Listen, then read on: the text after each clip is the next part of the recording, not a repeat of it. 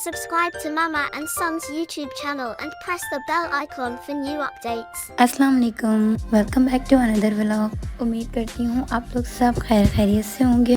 अल्हम्दुलिल्लाह माशाल्लाह अब मैं, मिल्हान और इल्हान भी ठीक हैं बिल्कुल। माशाल्लाह माशाल्लाह आप लोगों के इतने सारे डीएम्स आ रहे थे हमारी तबीयत को लेके, क्योंकि मैं कोई व्लॉग अपलोड नहीं कर रही थी और कुछ कमेंट्स मैंने वीडियोस पर भी देखे थे कि मैं अपलोड क्यों नहीं कर रही हूँ व्लॉग्स वगैरह। तबीयत इतनी ज़्यादा डिस्टर्ब चल रही थी हम तीनों की कि मुझे समझ ही नहीं आ रहा था कि रिकॉर्ड कैसे करूँ, और रिकॉर्ड कर भी रही थी तो एडिट करने का टाइम नहीं मिल रहा था। फिर फाइनली अब अल्लाह का शुक्र है हम लोग ठीक हो गए, तो मैंने सोचा था कि मैं अब डेली अपलोडिंग करूँगी इंशाल्लाह ताला। बाकी मिल्हान ने दोबारा से टीथिंग स्टार्ट कर दी है माशाल्लाह से, तो अब इनको दोबारा नखरे शुरू हो गए खाने पीने में। अल्लाह अल्लाह करके इनकी रूटीन दोबारा से सेट हुई थी और अब दोबारा जो है वो इनकी टीथिंग स्टार्ट हो गई, तो वही सारी चीज़ें स्टार्ट हो गई फिर से। खैर मैंने पहले भी बताया कि इतनी ज़्यादा परेशान होने वाली बात नहीं है, ये एक नॉर्मल सी चीज़ है। आपने 2-4 चीज़ें करनी होती हैं, बच्चा रिलैक्स हो के बस जितना उसको चाहिए होता है वो खा लेता है, पेट भर के ना सही लेकिन जितनी उसकी बॉडी को नीड है ना वो उतना तो खा ही लेता है। मिल्हान का भी कुछ ऐसा ही है, नॉर्मल रूटीन में जब टीथिंग वगैरह नहीं कर रहे होते हैं तो उस टाइम पे माशाल्लाह से एक बाउल भर के वो ओट्स वगैरह और सूजी ये चीज़ें खा लेते हैं, लेकिन जिस टाइम पर ये टीथिंग कर रहे होते हैं ना उस टाइम पर ये हाफ बाउल भी नहीं खाते पूरा। खैर तो फिर टीथिंग के दौरान मेरी ये कोशिश होती है और मेरी पूरी ये ख्वाहिश भी होती है, ख्वाहिश तो हर माँ की होती है,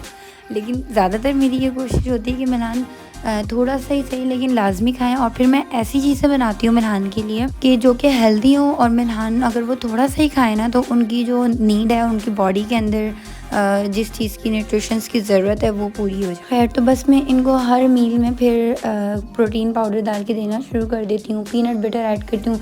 नॉर्मल रूटीन में तो कभी कभी मैं स्किप भी कर देती हूँ, लेकिन जब टीथिंग वाला प्रोसेस चल रहा होता है तो उस टाइम पे मैं थोड़ा सा इस चीज़ पर फोकस करती हूँ। इसके अलावा मैं मिल्हान को साबूदाना लाजमी देती हूँ, वो बहुत ज़्यादा ज़रूरी है, तो वो मैं लाजमी देती हूँ। उसमें मैं खजूर ऐड कर देती हूँ। आजकल साबूदाना भी इतनी मुश्किल से खा रहे हैं ना मिल्हान के, मैं बस क्या बताऊँ आपको, लेकिन ये कि थोड़ा बहुत भी खा लेते हैं तो मुझे तसल्ली हो जाती है कि हाँ जी थोड़ा बहुत तो खा लिया है ना, ठीक है मसला नहीं है। इसके अलावा अगर आपका बच्चा बिल्कुल खा पी नहीं रहा तो उसका पानी पीना बहुत ज़्यादा ज़रूरी है। मिल्हान को ना पानी बहुत ज़्यादा पसंद है, तो उनको हर वक्त भी पिलाते रहें तो वो पीते रहेंगे पानी। पानी से बच्चे की बॉडी हाइड्रेट रहती है, तो इसलिए आप पूरी कोशिश करें कि बच्चा जो है वो पानी को ना छोड़े एटलीस्ट। जाहिर सी बात है कोई बीमारी होगी, कोई इन्फेक्शन होगा, तो उससे लड़ने के लिए कहीं ना कहीं तो बच्चे को कुछ ना कुछ चाहिए ना। जब बच्चा बीमार नहीं है, उसको किसी किस्म का कोई इन्फेक्शन नहीं है, वो टीथिंग नहीं कर रहा है, इस तरह की कोई चीज़ नहीं है, तो आप कोशिश करें कि उसे हेल्दी चीज़ें दें, ताकि अल्लाह ना करे कोई फ्यूचर में या कभी भी उसको कोई इन्फेक्शन या कोई बीमारी हो जाती है या कुछ भी हो जाता है तो वो जो चीज़ें अंदर हैं उसके ऑलरेडी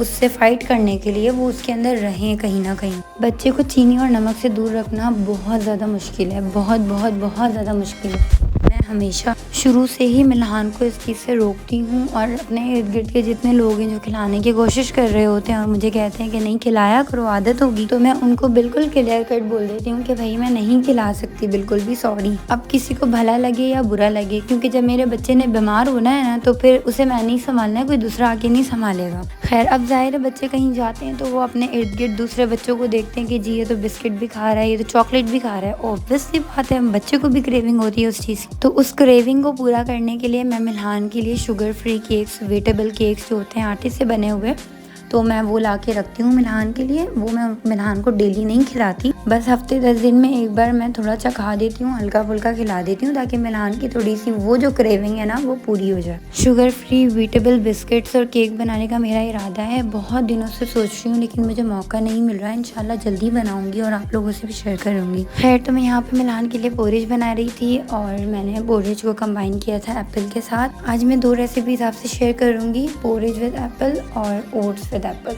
पोरेज को बेसिकली मैंने जो है वो रोस्ट करके और उसका पाउडर बना के स्टोर किया हुआ है, जबकि ओट्स में मैं ऐसा कुछ भी नहीं करती, ओट्स को मैं सिंपल ऐड कर देती हूँ।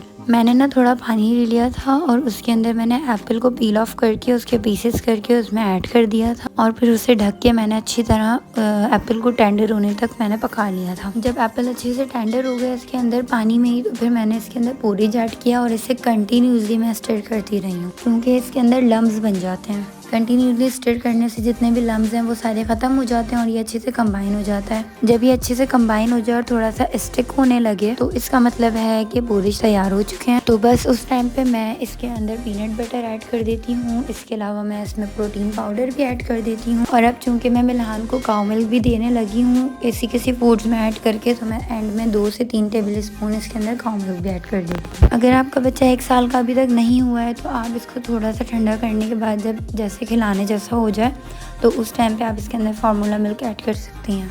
मैंने इसके अंदर थोड़ी सी शक्कर भी ऐड की थी क्योंकि मुझे एप्पल थोड़े से मीठे नहीं लग रहे थे, तो मैंने सोचा चले मैं थोड़ी सी शक्कर ऐड कर देती हूँ। इससे पहले मैंने मिल्हान की किसी भी मील में शक्कर वगैरह ऐड नहीं किया। जब से मिल्हान 1 साल के हुए हैं तो फिर मैंने शक्कर का एडिशन किसी चीज़ में थोड़ा बहुत शुरू किया है। खैर जब पोरिज अच्छी तरीके से पक गए, कुक हो गए, तो फिर उसके बाद मैंने जो एप्पल थे उसको अच्छे से मैश कर लिया था। बस जब एप्पल अच्छे से मैश हो जाए और दोनों कंबाइन हो जाएं तो इट मीन्स के इट्स रेडी और अब आप सर्व कर सकती हैं थोड़ा सा ठंडा करके। इसके अलावा मेरे पास बहुत सारे कमेंट्स आते हैं कि मेरे बच्चे को खांसी हो रही है या नज़ला हो रहा है या फिर बहुत सारी चीज़ें इशूज़ होते हैं जो मुझसे कमेंट्स में शेयर कर रही होती हैं लड़कियाँ। तो बात ये है कि मैं खुद भी एक्सपीरियंस नहीं हूँ, मेरा भी फर्स्ट एक्सपीरियंस है, मैं भी न्यू मम्मा हूँ। बस ये कि माशाल्लाह से इल्हान थोड़ा सा जल्दी आ गए तो मैं 2 बच्चों की अम्मा हो गई हूँ माशाल्लाह से।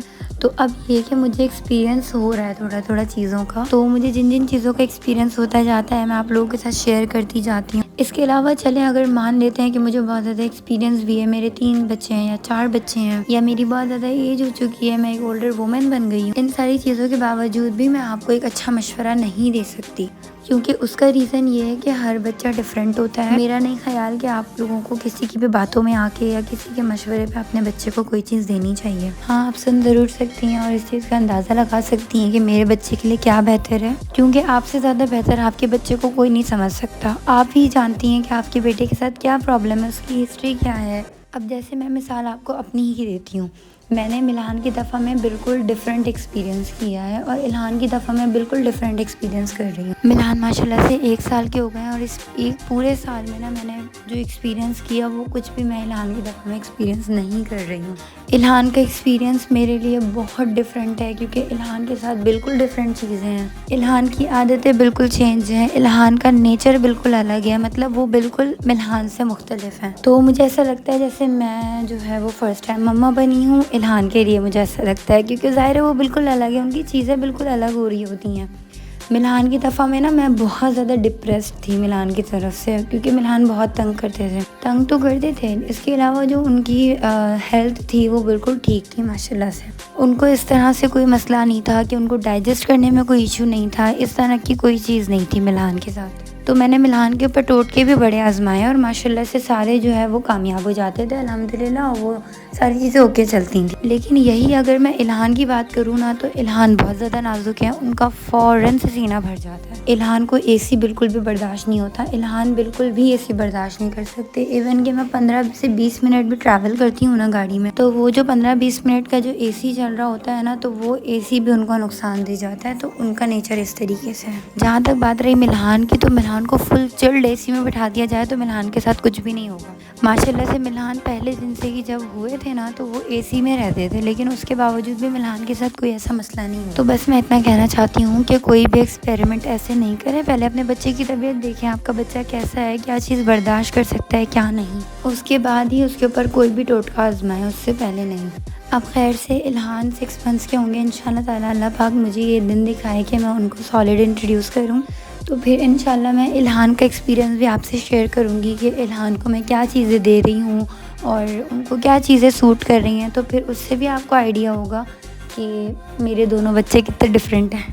खैर तो मैं मिल्हान के लिए कुछ भी बनाती हूँ तो मैं अपने लिए लाजमी बनाती हूँ और मैं भी खा लेती हूँ, उसी बहाने मेरे अंदर भी एनर्जी आ जाती है। दूसरा मिल्हान भी शौक़ से खा लेते हैं ये देख के कि मम्मा भी तो खा रही हैं और ये सबके खाने की चीज़ है, मैं सिर्फ अकेला नहीं खा रहा, फिर इसलिए जो है वो मिल्हान भी खुशी खुशी शौक़ से खा लेते हैं। ये मैंने 2 बाउल्स बनाए थे, एक अपनी भांजी के लिए और एक मिल्हान के लिए, और एक बड़ा बाउल मैंने अपने लिए बनाया था। खैर तो फिर बच्चों को सारी चीज़ें खिलाने के लिए, हेल्दी चीज़ें खिलाने के लिए, अच्छी चीज़ें खिलाने के लिए आपको ख़ुद भी खाना पड़ेगा। ऑब्वियस सी बात है बच्चे भी खाएंगे अगर आप खाएंगी तो।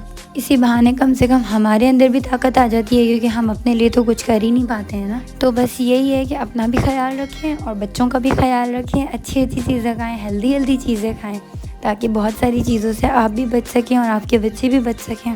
ओट्स भी मैंने सिंपल ऐसे ही बनाए थे। पानी में मैंने एप्पल को टेंडर कर लिया था, उसके बाद उसमें ओट्स डाल के अच्छी तरह उसे कुक कर लिया था। फिर एंड में आप इसमें प्रोटीन पाउडर ऐड कर दें और इसके अंदर पीनट बटर भी ऐड कर सकती हैं। देन इसमें मिल्क ऐड कर दें। तो बस यही था आज का व्लॉग। अगर वीडियो पसंद आई हो तो वीडियो को लाइक कर दीजिएगा और चैनल को सब्सक्राइब कर दीजिएगा। हम सबको दुआ में याद रखिएगा, स्पेशली इल्हान और मिल्हान। अपना ख्याल रखिएगा। अल्लाह हाफिज़।